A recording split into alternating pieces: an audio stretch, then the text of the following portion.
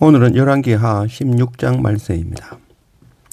신명기 28장 13절 여호와께서 너를 머리가 되고 꼬리가 되지 않게 하시며 위에만 있고 아래에 있지 않게 하시리니 오직 너는 내가 오늘 네게 명령하는 네 하나님 여호와의 명령을 듣고 지켜 행하며 내가 오늘 너희에게 명령하는 그 말씀을 떠나 좌로나 우로나 치우치지 아니하고 다른 신을 따라 섬기지 아니하면 이와 같으리라. 우리가 기도할 때 참 많이 듣던 기도 중에 하나지요. 머리가 되고 꼬리가 되지 않게 하시며 라는 그런 기도죠. 그러나 이런 기도가 오히려 이 교회의 그런 능력을 잃게 만드는 그런 독이 될 수도 있는 것이죠. 성공과 번영을 위해서 하나님을 이용하는 것 같은, 그래서 돈과 권력이 호령하는 이런 오늘날의 시대에 세상의 가치관으로 하나님의 뜻과 일치된 신앙, 그러니까 하나님의 세계관은 어디에도 없어져 버리는 그런 시대가 되어버리는 거죠. 그래서 우리가 이 머리는 무엇이고 꼬리는 무엇인지를 우리가 알아야 되죠. 반장되고 회장되고 1등하고 성공하고 이름이 높아지는 것, 이게 머리라고 할 수는 없죠. 그럼 그 반대는 꼬리인가요? 이거는 바로 세상의 가치관, 세상의 기준이죠.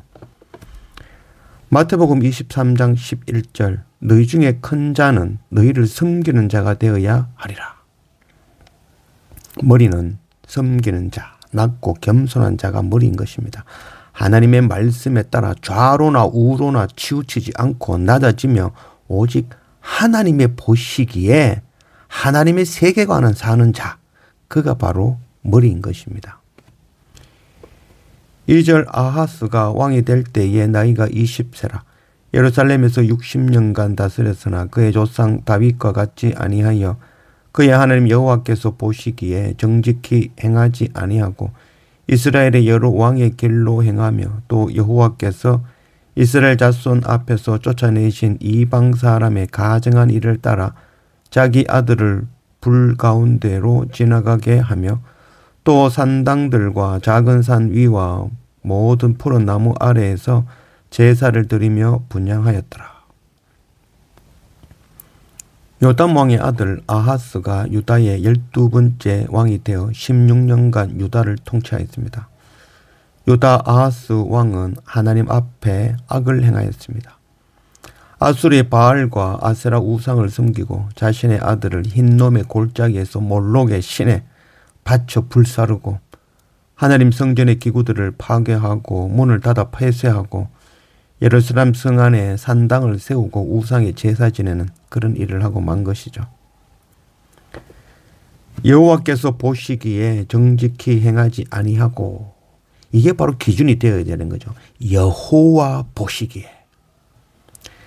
열왕기 곧 분열 왕국의 39의 왕들이 나열되고 있죠. 그러나 이 왕들을 판단하는 것은 세상의 판단이 아니죠. 바로 여호와 보시기에. 이게 기준이 되어져야 되는 거죠.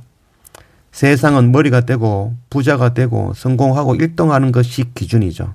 그러나 우리는 이런 세상의 기준으로 사는 자들이 아니라 하나님의 기준으로, 하나님의 세계관으로, 말씀으로 사는 자가 되어야 되는 것입니다.